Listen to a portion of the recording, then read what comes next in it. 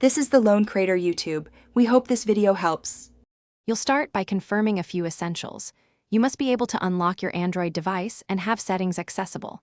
Once ready, open Settings and go directly to About Phone or Software Information. This is where the build number lives. Tap build number 7 times, do it steadily, and you'll see a countdown or message. This is how Android toggles the hidden mode. Make sure to authenticate if prompted, because that links developer options to your user account. Once done, go back to Settings, then System or Advanced, and open Developer Options. Devices vary, but it's usually nearby. Enable the main toggle at the top.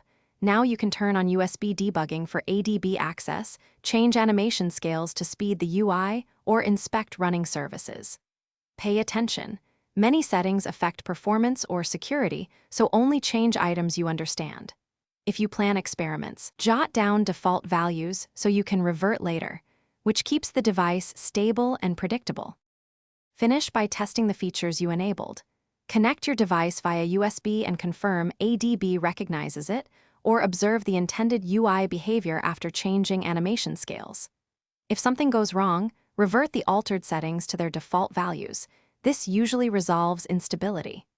If developer options didn't appear, restart the phone and repeat the 7 taps on build number.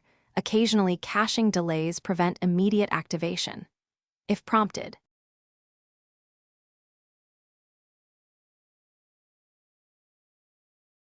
Thanks for watching. Consider subscribing if we helped you.